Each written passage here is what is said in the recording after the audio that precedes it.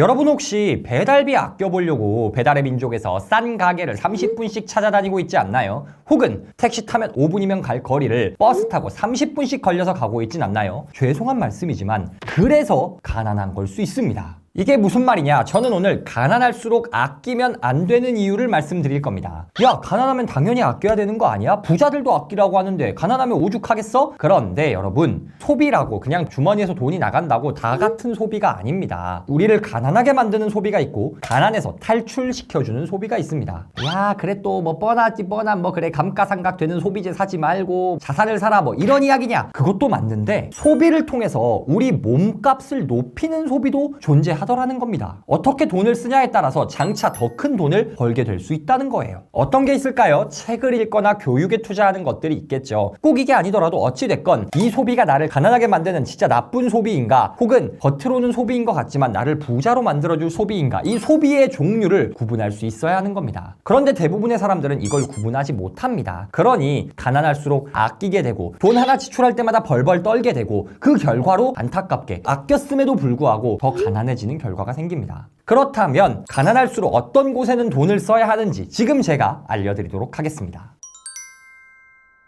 첫 번째, 목표에 가까이 가게 해주는 소비입니다. 여러분, 저희가 소비를 하는 이유는 우리가 뭔가 원하는 거를 얻기 위함입니다. 그런데 만약 여러분이 원하는 게 당장 인생 즐기자, 뭐 난 돈 안 모아도 된다, 욜로, 그러면 알아서 하시면 됩니다. 그냥 이 영상 보실 필요 없습니다. 그냥 돈 쓰시면 돼요. 그런데 우리 대부분은 그걸 목표로 하지 않습니다. 특히 제 채널 북토크를 보고 계신 분들이라면 아마 대부분 내가 좀 경제적 자유를 누릴 정도로 돈을 벌고 가족들도 좀 챙겨줄 수 있는 그런 여유가 있는 사람이 되기를 희망하실 겁니다. 소비는 할 거지만 그 소비가 나의 부에 혹은 나의 안락한 생활이나 가족의 평안함을 깨지 않을 수 있는 그런 자산을 쌓고 싶으신 분들이라는 거죠. 돈의 속성에 보면은 김승호 회장님은 부자가 되려면 4가지 능력을 갖춰야 한다라고 말씀하십니다. 첫 번째, 돈 버는 능력. 두 번째, 모으는 능력. 세 번째, 유지하는 능력. 네 번째, 돈을 쓰는 능력입니다. 그런데 제일 먼저 뭐였어요? 돈 버는 능력이 있어야 합니다. 돈 버는 능력도 없는데 그냥 아끼기만 한다고 부자가 되지 않는다는 거예요. 그렇다면 돈을 버는 능력을 키워줄 수 있는 곳에는 투자를 해야 합니다. 어떤 소비가 돈을 벌게 해주는 소비일까요? 가령 글쓰기에 관련된 책을 읽어요. 여러분, 요새 SNS 시대잖아요. SNS의 가장 기초 능력이 글쓰기 능력입니다. 글만 잘 써도 유튜브, 인스타, 블로그, 돈 벌 구석이 너무 많습니다. 그래서 글쓰기에 관련된 책을 읽거나 아니면 글쓰기 강의를 듣는다, 이런 소비는 적극적으로 해야 하는 소비라는 겁니다. 돈을 버는 방식이 꼭 근로소득만 있나요? 아니죠. 저희가 투자 소득을 올릴 수도 있겠죠. 그렇다면 돈을 불리는 방법을 배우는데도 돈을 써야 하는 겁니다. 가령 부동산 전문가가 쓴 책을 읽거나 강의를 듣거나 하는 식으로 말이죠. 이러한 소비들, 내 능력을 키우기 위한 책과 강의에는 가난할수록 돈을 써야 합니다. 물론 생계가 곤란해질 정도로 무리해서 투입하라는 게 아니에요. 작은 돈도 지출하기 아까워서 벌벌 떨면서 정말 유익한 강의도 아껴야지 하며 포기하지 말라는 겁니다. 왜 그러냐? 이러한 방법들, 책이나 강의를 통해 전문가의 지식을 배우는 것은 레버리지이기 때문입니다. 우리가 레버리지라고 하면 흔히 은행 대출 끌어 쓰는 것만 기억하는데 아닙니다. 지식에도 레버리지가 존재합니다. 나보다 앞서간 사람들, 성공한 사람들이 이미 수십 년에 걸쳐서 쌓아놓은 지식을 만 얼마짜리 책 한 편에, 몇십만 원짜리 강의 한 편에 얻을 수 있다면 그거야말로 수익성 높은 레버리지 아닌가요? 즉, 가난할수록 가난을 극복하기 위한 교육에 돈을 아끼지 말라는 겁니다. 정말 안타까운 게 사람들은 자식 사교육에는 그렇게 돈을 아끼지 않고 씁니다. 내가 가난해도 무리해도 우리 자식이라도 좋은 대학 보내야지라고 하면서 거기에는 무리하게 투자를 하면서 왜 자신을 더 부자로 만들어줄 곳에는 투자하지 않는 걸까요?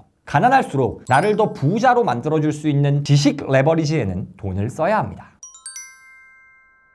가난할수록 아끼지 말아야 할 두 번째 소비, 시간을 아끼는 소비입니다. 아끼는 사람일수록 특징이 있습니다. 열심히 살아요. 당연한 거 아닌가요? 돈을 아끼려면 자기 몸으로 직접 뛰어야죠. 불이 안 들어온다 그러면 자기가 뭐 안전기 바꾸고 집안 청소 수리도 자기가 다 하고 해야겠죠. 그게 잘못됐다는 건 아닙니다. 그런데 안타까운 건 이렇게 열심히 사는 사람들, 모든 일을 자기가 다 처리하는 사람들이 부자가 되고 잘 살면 좋겠는데 그렇지 않은 경우가 많더라는 겁니다. 왜 그러는 걸까요? 이것저것 돈 아끼기 위해서 집 수리도 자기가 하고 청소도 하고 막 그러는데 이러면 돈은 아끼죠. 근데 이 사람이 못 보고 있는 게 있습니다. 시간은 쓰고 있잖아요. 즉, 내 주머니에서 나가는 물리적인 돈만 볼 줄 알지 눈에 보이지 않는 시간이라는 자산의 가치를 못 본다는 겁니다. 그래서 아끼면 아낄수록 가난해질 수밖에 없는 겁니다. 레버리지라는 책에서는 소득 창출 가치라는 개념을 제안합니다. 이게 뭐냐? 내가 일주일에 버는 돈이 얼마고, 예를 들어 100만 원이고 내가 일주일에 일하는 시간이 50시간이라고 가정해 보겠습니다. 그러면은 100만 원을 50시간으로 나누면 시간당 2만 원이죠. 그러면 이 사람은 1시간에 2만 원을 벌 수 있는 사람입니다. 그런데 만약에 내가 화장실 청소를 하고 있고 집안일을 하는데 시간을 쓰고 있어요. 근데 살림 도우미를 쓰는 게 시간당 2만 원보다 싸. 그러면 쓰고 나는 돈 버는 일 하는 게 낫지 않나요? 돈을 지출하고 나면 남는 돈은 얼마 안 되겠지만 어쨌든 내 시간을 돈을 버는 곳에 쓸 수 있잖아요. 이게 꼭 경제적인 관점에서 돈을 더 버니까 좋은 거냐? 그것도 있는데요. 중요한 건 내가 돈을 버는 일이 내가 정말 좋아하는 일이라면, 그리고 집안일이나 뭐 자질구레한 청소, 남에게 맡길 수 있는 일은 내가 별로 안 좋아하는 일이라면 내가 좋아하는 일에 더 많은 시간을 쓰는 셈이 되잖아요. 이러면 인생 행복도 만족도도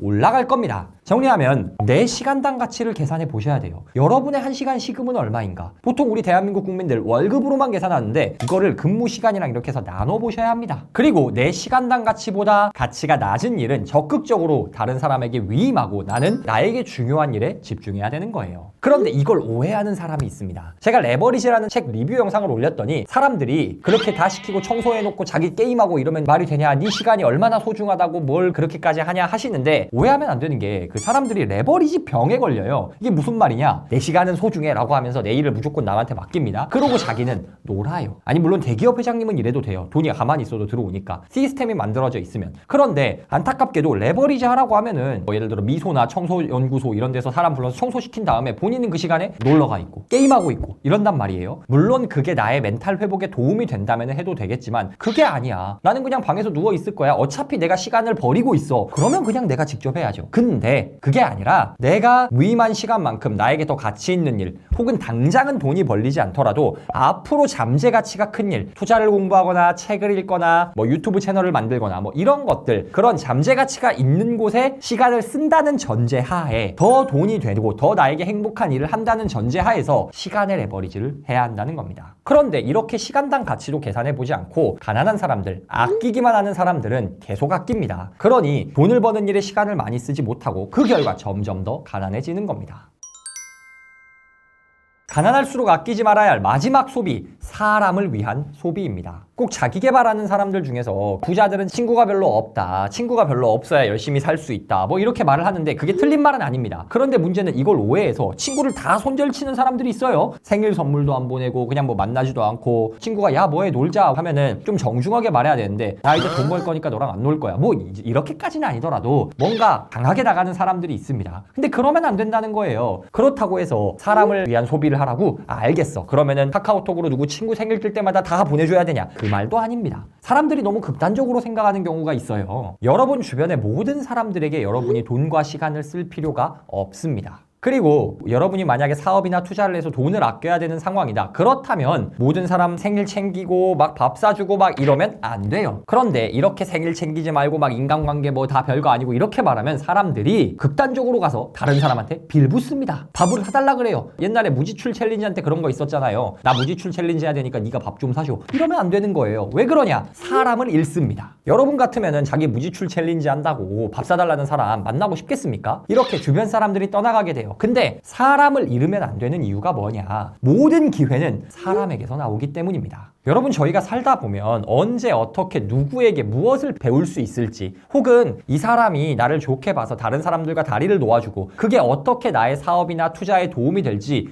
모르는 겁니다. 세상은 참 신기해서 내 이익만 취하려고 막 이기적으로 사는 것보다 좀 여유를 가지고 베풀 땐 베풀어야 돌아오는 그런 신기한 속성이 있어요. 그러니 적어도 어떻게 해야 하냐? 사람들을 만날 때 밥은 사자. 월급쟁이 부자로 은퇴하라의 저자이신 너나위님께서는 부동산 투자로 부자가 되셨거든요. 그리고 소득의 막 70% 이렇게 극단적인 절약을 하셨습니다. 본인이 임장을 갈 때는 김밥 한 줄 먹고 그냥 아파트 임장 다니고 이렇게 지독하게 아끼셨어요. 딸이 있는데 그 딸 장난감 새 거 한 번 안 사주고 다 중고나라에서 해결하고, 이 정도 정도로 짠돌이셨습니다. 그런데 이분이 그럴 때도 사람들 만나면 밥은 잘 사셨다고 해요. 왜냐? 그 사람이 나에게 어떤 인연으로 돌아올지 모르니까. 정리하면 사람을 무조건 막 많이 만나자, 사람 다 챙겨라, 이게 아닙니다. 그럼 뭐냐? 내가 만나고 싶고 내가 만나면 행복한 사람들, 힘을 얻는 사람들, 혹은 우연한 기회라도 함께 같이 식사라도 하게 한 사람들이 있다면 적극적으로 돈을 쓰자. 모든 밥을 다 사라는 게 아니라 내가 할 수 있는 선에서는 베풀자. 그래야 사람의 마음을 얻고 그 사람이 나에게 어떤 인연이 되고 어떤 기회가 될지는 모르는 거니까. 오늘은 가난할수록 아끼면 안 되는 소비에 대해서 이야기해봤습니다. 첫 번째, 나를 목표에 가까이 가게 만들어줄 소비. 내 목표가 소비고 욜로라면 돈 쓰면 됩니다. 그런데 그게 아니라면 경제적 자유를 누리고 내 가족을 챙길 만큼 성공하고 싶다면 나를 더 부자로 만들어줄 그런 곳에 적극적으로 소비를 하자. 두 번째, 시간을 아끼는 소비. 그냥 돈을 아낀다는 이유로 모든 일 내가 다 하면서 시간 갉아먹지 말고 내 시간당 가치보다 낮은 일은 적극적으로 다른 사람에게 위임해서 레버리지를 활용하자. 마지막, 사람을 위한 소비. 모든 기회는 결국 사람에게서 나옵니다. 그러니 꼭 모든 사람한테 무조건 퍼주는 건 아니더라도 나와 인연이 돼서 만난 사람들, 나에게 정말 소중하고 힘이 되는 사람들에게는 적어도 인색하게 굴지는 말자. 여러분은 어떠신가요? 제가 말씀드린 이런 곳들에 소비하고 계신가요? 무조건적으로 아낀다고 소비를 악으로만 볼 게 아니라 어떻게 이 소비가 나에게 유익하게 돌아올 수 있는지를 고민해 보시기 바랍니다. 오늘도 북토크와 함께 한 걸음 더 성장하신 여러분을 진심으로 응원합니다.